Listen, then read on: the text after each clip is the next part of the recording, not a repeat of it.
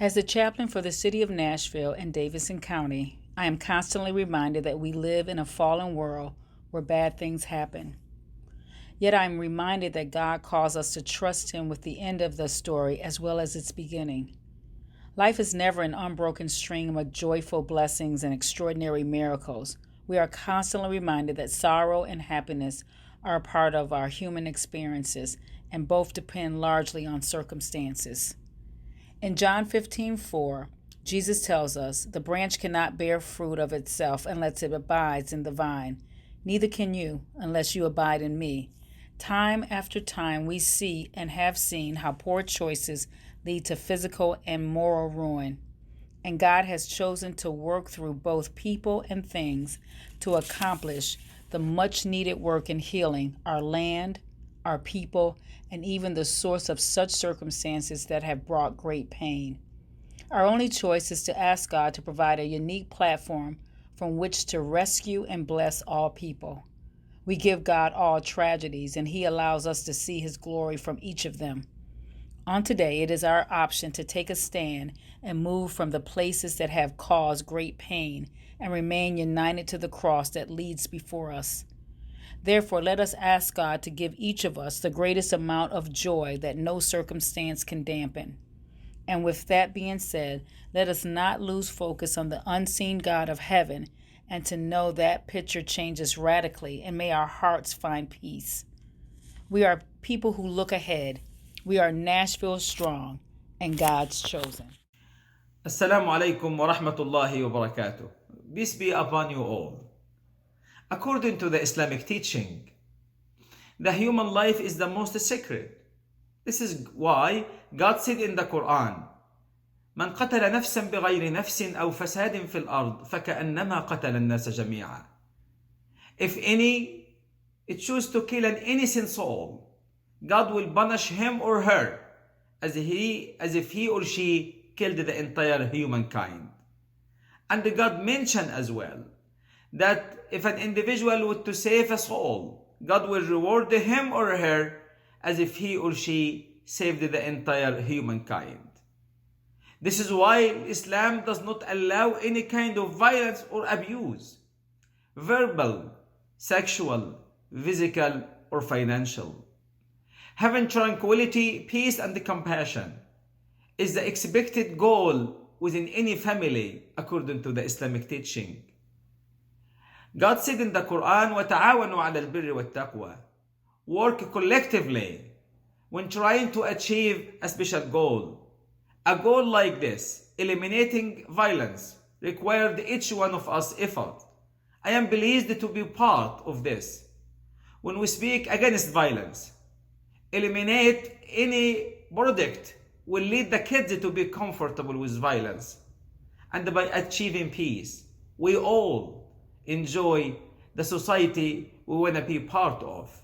May God make it easy for us to be what He desires for us to be. Amen. My name is Beth Jossen Roth, and I'm the founder and executive director of the Safe Tennessee Project.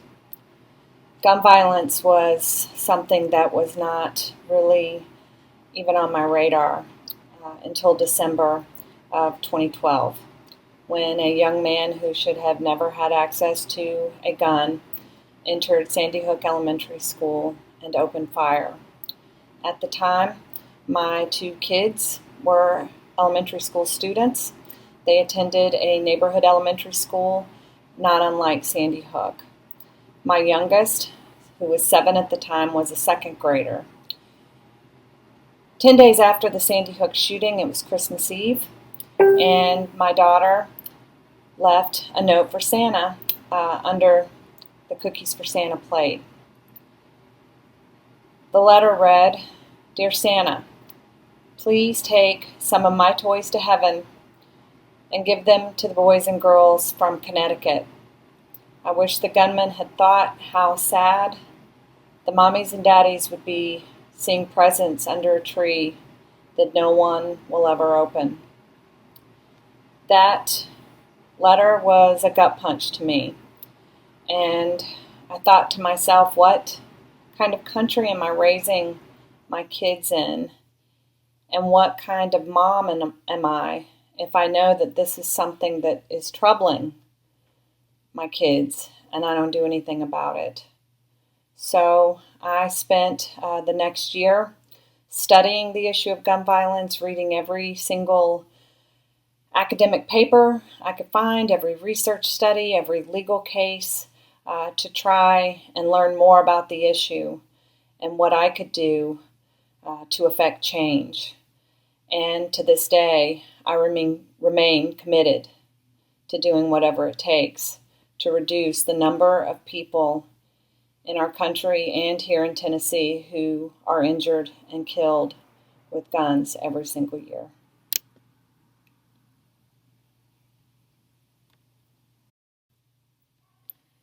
Tennessee has an ongoing problem with children and negligently stored guns. Since Safe Tennessee began tracking these types of unintentional shootings in 2015, we've logged 119 incidents involving a minor child picking up an unsecured gun and pulling the trigger. 43 of these incidents resulted in the death of a child. Many involve young children, including toddlers. So far this year, there have been 7 of these shootings. 4 of them were fatal. The youngest victim was a 3-year-old. February 1st, Jackson, a 4-year-old, shot and killed himself with a gun he found in his father's car. February 11th, La Follette, a 13-year-old boy was sitting in the passenger seat of his parents' vehicle when he took a 9mm handgun from the dashboard and unintentionally shot himself with it. The bullet entered his left hand before lodging in his leg. February 16th, Memphis. A 13-year-old was playing with his 24-year-old cousin's gun, which he believed to be unloaded. He pulled the trigger and the gun fired, striking his 11-year-old brother. When first responders arrived, they found the 13-year-old cradling his injured brother in his arms. February 22nd, Nashville. A 13-year-old boy was shot in the neck by another juvenile in what police described as an unintentional shooting. It was not clear how the 2 children had access to a firearm. February 23rd, Memphis. A 16-year-old was fatally shot by a 17-year-old friend who was handling a loaded gun. March 13th, Memphis. A 13-year-old gained access to an unsecured firearm and unintentionally shot and killed a 9-year-old child with it. April 23rd, Ooltewah. A 3-year-old picked up a loaded gun he found in his home and shot himself with it. He did not survive. Gun violence is complicated. Keeping guns out of the hands of children is not. Safe storage saves lives. Hi, I'm Chris Jackson, pastor of Pleasant Green Baptist Church and president of the Interdenominational Ministers Fellowship here in Nashville, Tennessee. We're joining forces with the Nashville Interfaith Coalition to end gun violence. We believe that that's an important issue here in our city, in our state, in our country, and indeed in our world. Did you know that the American woman is shot by her partner every 16 hours? Did you know that suicides comprise of about 2/3 of the gun deaths? Did you know that black men are disproportionately affected by gun violence, and almost 20 children are shot every day by guns? The U.S. has more child gun deaths than any other high-income nation. I believe we need stronger background checks. It could mean fewer gun deaths. I believe that we need to ban assault-style weapons. I believe we need better policing. And I believe we need to disavow this push and this move to try to have no background checks and no licensing for our guns in our cities and in our state. I encourage you to join with us and understand that guns and the arms race, no one wins. We believe in the Second Amendment, but we need to approach it in a way that's sensible, that's helpful, that's doable. Would you join us? Thank you. And this is called What If God Had a Gun?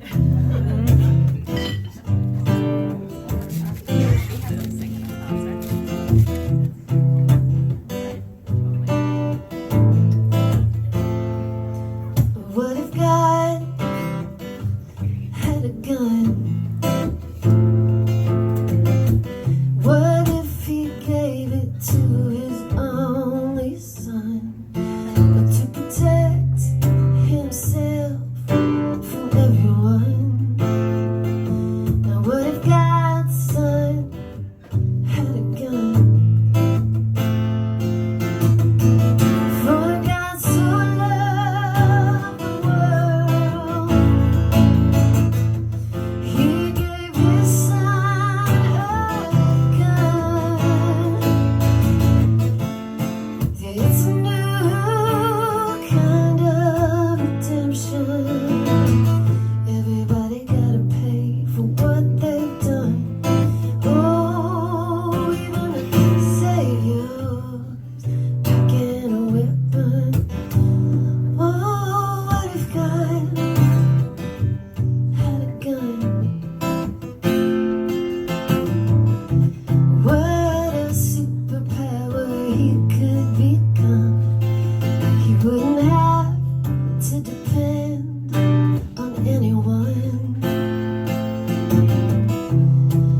for love's final invasion. For God so loved the world, he gave his son a gun.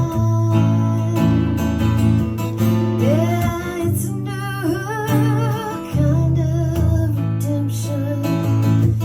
Everybody gotta pay for what they've done. Oh, even saviors packing a weapon. Oh, it's love with teeth, love with conditions, love with borders, yeah, love with repercussions. Love the world, everyone, with weapons of mass destruction. Even the saviors packing a weapon. Oh, what if God had a gun?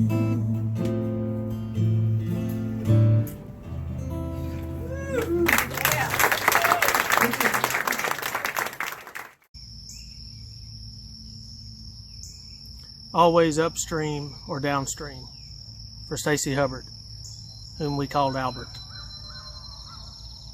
We'd push out in an old canoe to float Horse Creek, fishing poles in hand, a Maxwell House can of red worms dug up from a place we kept a secret past the barn. Maybe we had all day, who knows? And maybe a day meant nothing to us, for all of eternity belonged to the wind on our faces and the slip-slap sound of the paddle seeking cool in dark green still pools, thick with brim and bass and slick-bellied catfish. Someone had told us catfish were mythic creatures. They could rise up to walk on water and up the slick banks to perch themselves in cottonwoods. And maybe they could, but we never saw them, always upstream or downstream, and never quite lonely enough in our hearts. Albert, who was not my brother by blood, but whose memory on earth I'll fight you for, would take his rod and reel, bait the hook with such a gentleness, a patience. He made a music of it, a visionary music, in praise of fish hid out beneath the decaying logs or sunning themselves in shallows. Such iridescence, olive and yellow, such craft of dorsal fin and gills. And the two of us stalled in the middle of nowhere, the only two people in the history of the world who would ever see these fish. His cast was flawless, smooth, almost silent, a balletic motion despite the limbs we had to navigate. The world believed its wars and greed, believed its clocks and fame and arguments of history, while silence seemed to push at us from every side until the boat bumped the creek bed. Even now, the bliss of that surprise, the memory of it, the climbing out to drag and tug, to hear the grit of an existence that sometimes must be hauled from one dry place to deeper water. Men grow old to learn a young boy's trust of everything that is, but Albert won't grow old, just young and younger, forever tying flies, biting off the excess string, trailing his hand in the coolest water of earth. And I'll grow old and older, the wide world filling up with loss of all we ever saw and marveled at, there on that creek from which long summers go on drinking.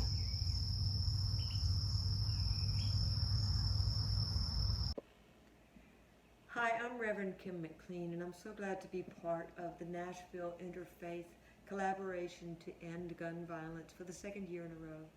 I'm so sorry for those of you who have lost loved ones and whose lives have been devastated by this horrible problem. Now more than ever, with everything going on around us, there's so many who are suffering, so much crisis that it almost seems unbearable sometimes. But I can't stop believing that there is more good than bad in this world. There's more love than hatred. And through these times, we can become all the more aware that we can make a difference and that we do need to speak up. Your voice counts. Your song makes a difference. So keep singing. Here's my song.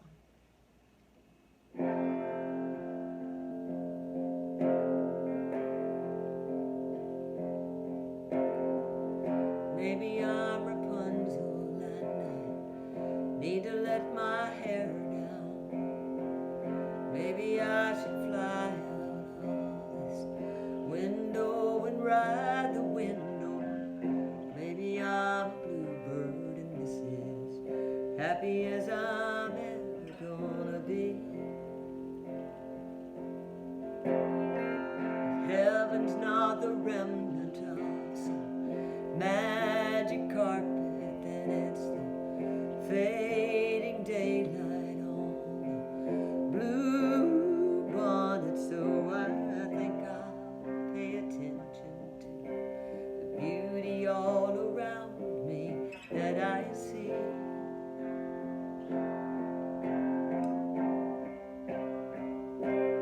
Am I carrying the weight of broken dreams, or am I standing on a pedestal that lifts me to the stars? I accept the things I cannot change, my weakness, but my life's made stronger by a heart of heavy stone.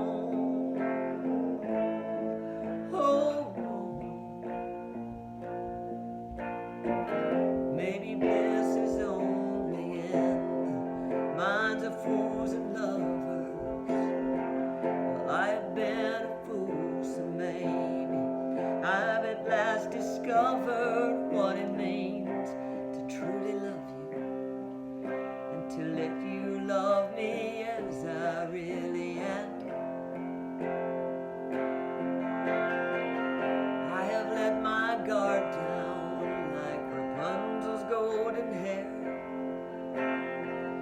Come to me at daylight and we'll chase the cold wild air. I cast aside my fear for you. You can leave or you can take my hand.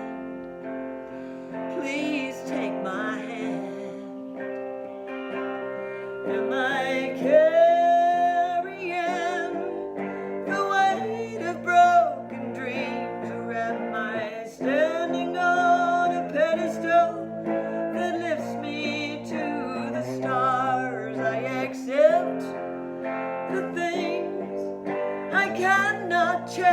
my weakness, but my life's made stronger by